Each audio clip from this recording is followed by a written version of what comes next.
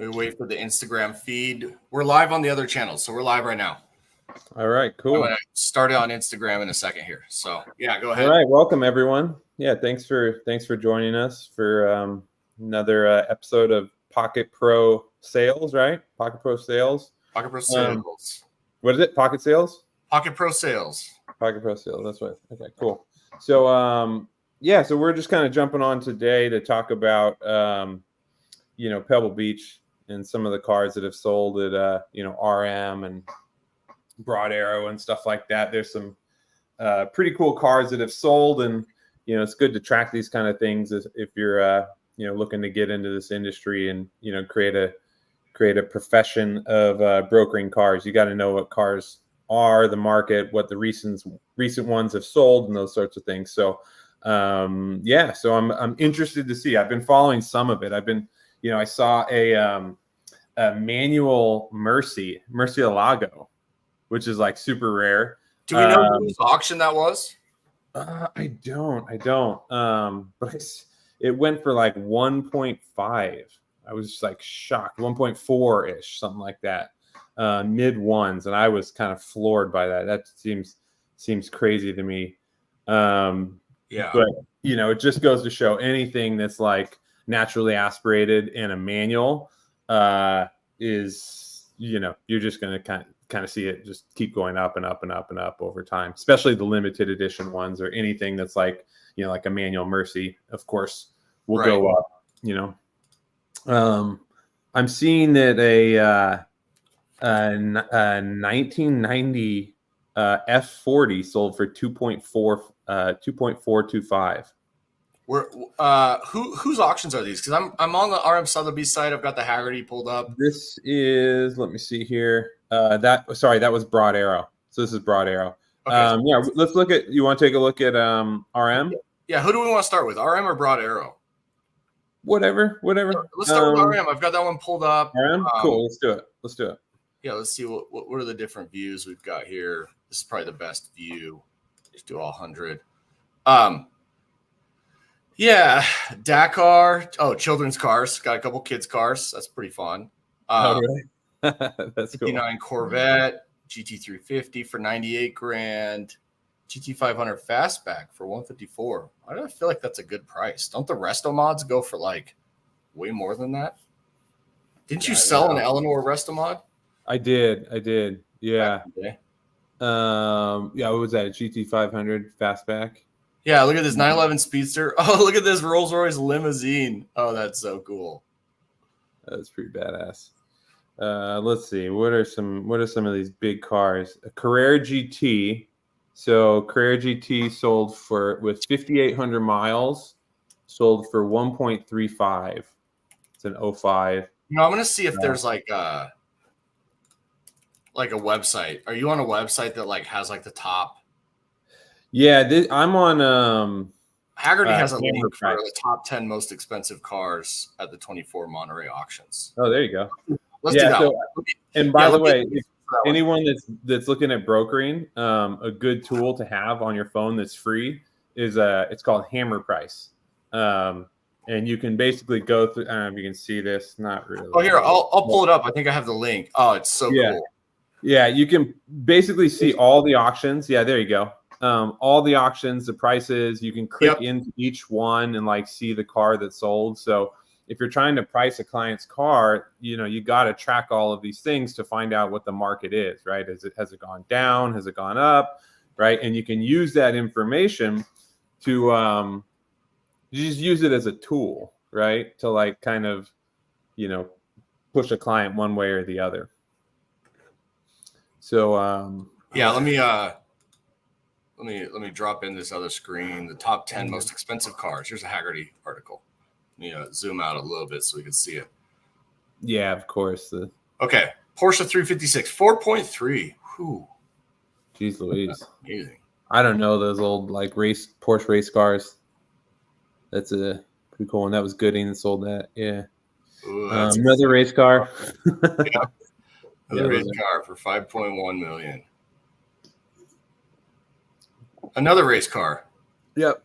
275. Oh, yeah. I mean, these numbers are just going to get bigger and bigger, right? As as cars go electric and hybrid and the mainstream cars become more like self-driving, right?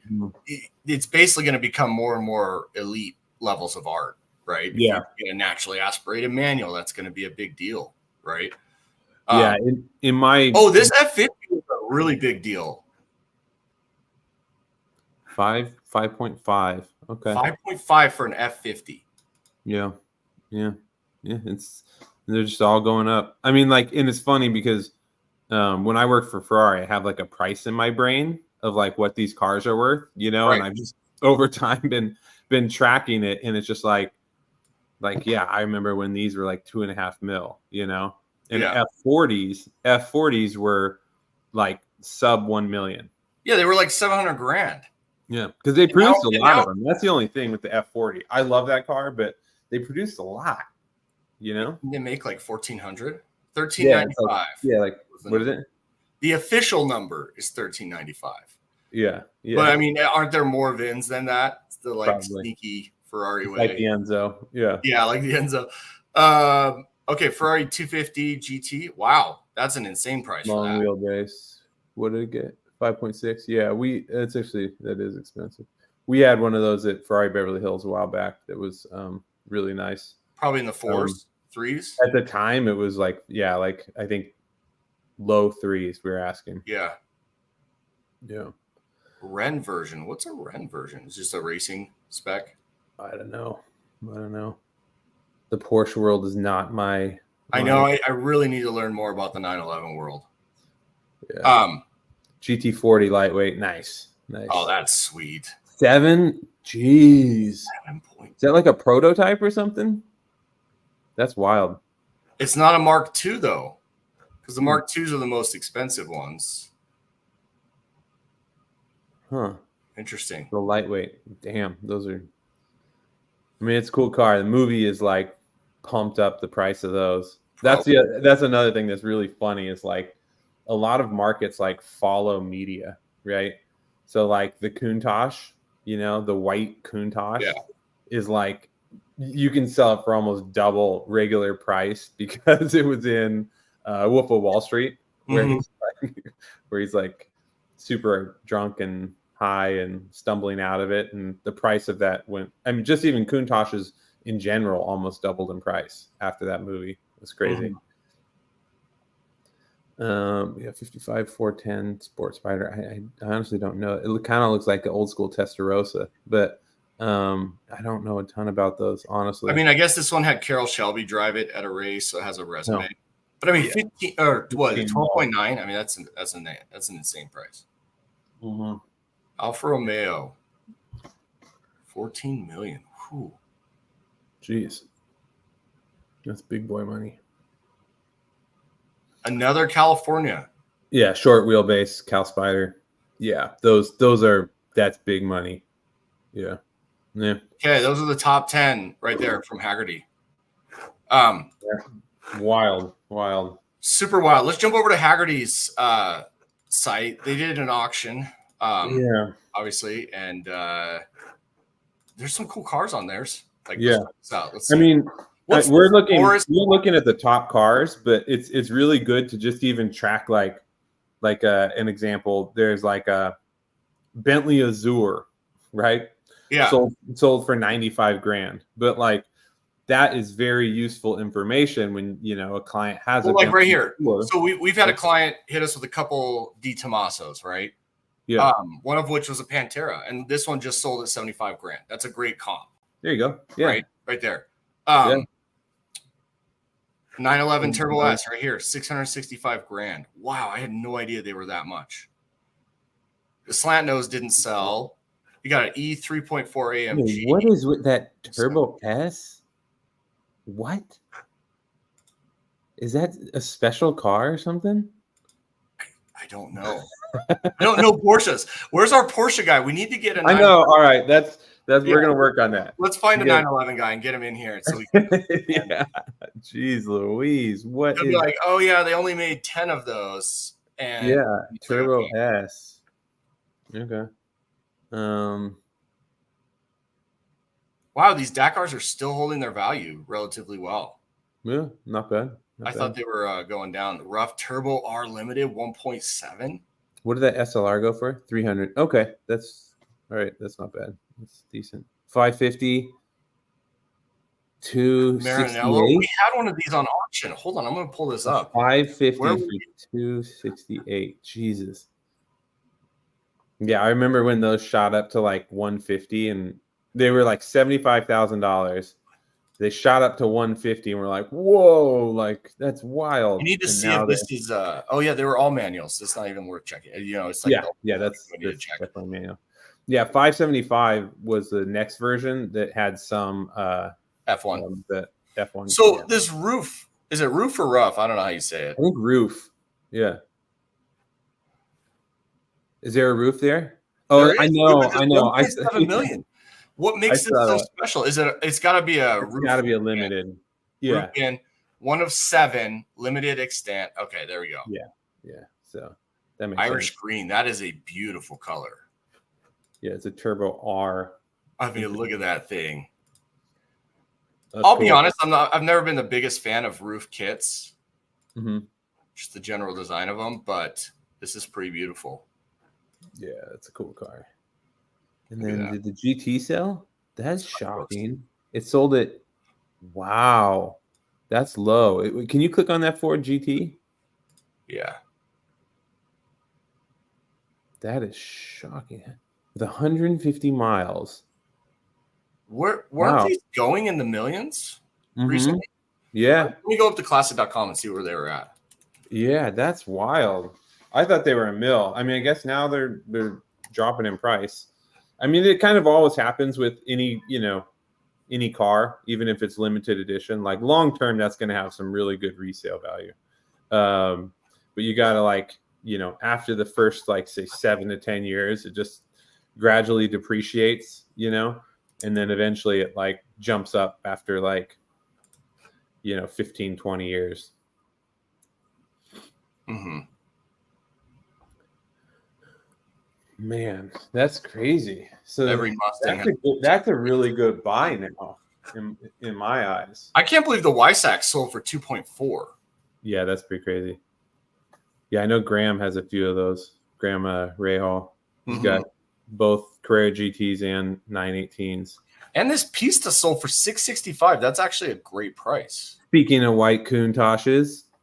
And there it is. Yeah. Wolf of Wall Street right there. Yeah, there it is. That's so funny. Yeah, that thing is pretty epically 80s. I remember when we were selling one at $450 and everyone's like, no way that's worth that much. Like, I don't care if it was in Wolf of Wall Street. Now they're $800. Well, and okay, so let's jump to this Pista. You and I, we have a Pista, black on yellow. Yeah. That NBA athletes, right? Yeah. With a bunch of Novatech, and we're not far off from that price. So that's kind of. Is that a Pista Spider? Or is that a regular Pista? That's a regular Pista. Wow, that's big numbers. That's a huge number. Yeah, something's got to be up with that. It's got to be. Look at it. Like maybe it has the most expensive MSRP ever. What is that like? Oh, $175,000. I mean, I don't know if that's green. A lot, grass green. That's really good for Pistas, I'll say. Do they have the window sticker? They don't have the window sticker. Yeah. Let's see. It's got carbon wheels. Carbon wheels, yeah. Comfort seats. Are those comfort or yeah? That's the racing. Oh, those are the racing? Yeah. Huh. Oh, look at the green carbon inside. Whoa. Yeah, green carbon. That's why it's $175,000 of options. Green carbon. I've never seen satin green carbon. Cool. That's pretty cool. The weird thing, though, is it doesn't really match the green on the outside. Oh, here we go. This is what I was looking for. Do we have a window sticker or the options?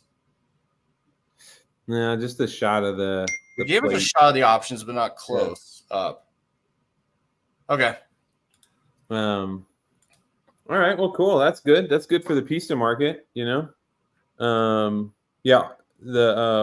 NBA player's car is a Spider too, so it's going to be worth even more. 512 TR, it's life goals, right? 412 grand. That's actually cool. Pretty decent. Is that black? It's black on black. Oh, that's cool. Lamborghini Mira, okay, 2.7. All right. That's about right.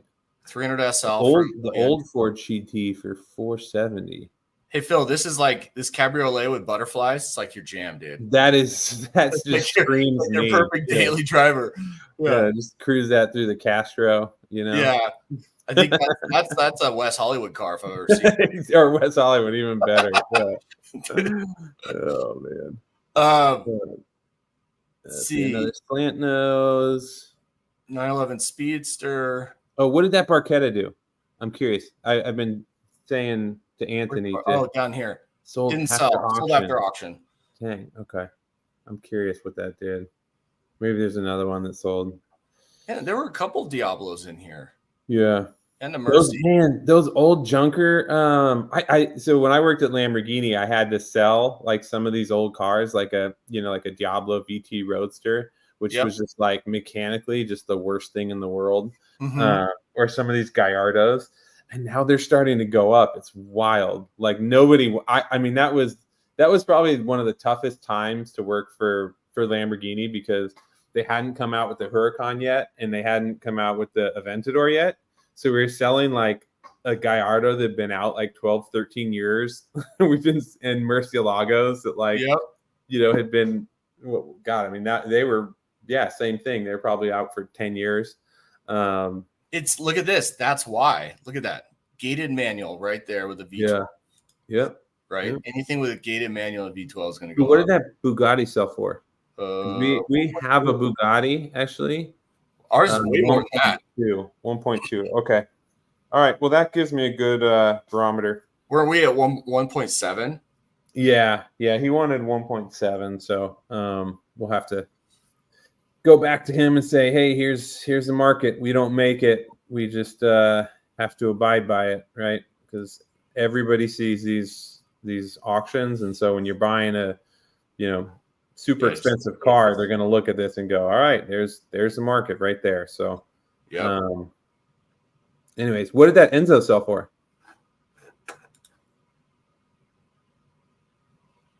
Sold after auction. Whoa, the F40 2.4. Yeah, that's right. I saw that. Skyline didn't sell. What else we got? Maybach. What makes that Maybach so special? I don't know. I don't understand. Was that back when it was a Maybach brand before they like became part of Mercedes? So they were more could be like an actual Maybach. Yeah, Mercedes should have kept that separate. Yeah, in my view, but no sale on this. Spiker. Oh, what did this? 560 SL for 260. Oh, these are all mostly no sales. Okay. Yeah, we're about 3/4 of the way done with this. This is the hard part. So like that's why when you're at an auction, a lot of people want their cars to go first, right? Because you get to the end and everybody's spent all their money, right?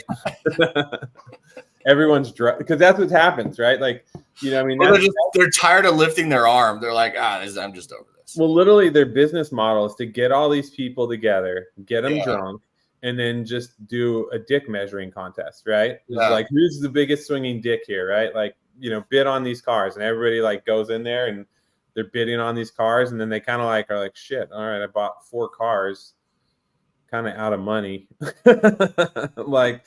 All right, let's and that's why you're starting to see like way more. Hey, look at this G5 with the cabriolet. Don't you have one of these through your buddy, the diesel? Yeah. Is that it's a G500 classic cab? All right. What did it sell for? 252. 252. Wow. Yeah, I'll have to talk to him and see. So he wasn't kidding. He's like, I got it at 175 for you guys. He's like, it's a killer deal. And we're like, is it? As soon as I'm going to send that to him, and he's going to go, I told you. Yeah, that's exactly what he's going to say. Because we were like, it seems expensive. He's a car guy, though. I think he's even more of a car guy than I am. Like, he's like a real, like, he's turning wrenches, like, car guy. Look at this E90, only 60 grand. That thing's beautiful. That was like one of my dream cars in high school. That's how old I am. Yeah. It was brand new. and just came out. I mean, I was like late 90s high school, right? And it was like, if you had a 90 like that in high school, you were like the coolest kid. Oh yeah, for sure. I think there was a guy in our high school who bought his daughters matching pairs. So like they each had one because they were twins. And I was like, that would have been cool. What did that 550 do? 417. Okay. 417 for 550. That's crazy. That's wild. All right. Well, cool, man. This is actually, we had 2 great 550 numbers, and we have a 550 right now. That's beautiful. We do. So I'm gonna send that to the owner. Oh, what did the Dino sell for? GTS. 626, man. So I remember we had this green car at Ferrari Beverly Hills, and it was owned by God, what was her last name? It was Sandra something, but she was this like big time Ferrari person that loved her Dinos so much that she was buried, not that car, but she was buried in one of her Dinos. You can look it up. We had one of her other cars. She's buried in her other Dino. When they eventually like dug it up and were like, dude, you can't do that. That's not cool. Yeah, we ended up selling that car, and it was we priced it at like 500, I think. Did you? And it was like, I mean, the most immaculate Dino you'll ever see. Local guy bought it and stuff, but that was like at the time was insane. Pricing was just like, oh my God, 500,000 for that car. And there's still more. Yeah. There's a lot. Testarossa for 456. We probably need to wrap this. Probably boring. Yeah. I know. I'm so fascinated. Our 3 viewers on our new show. All 3 are like, yeah, we're bored. We're out. Yeah.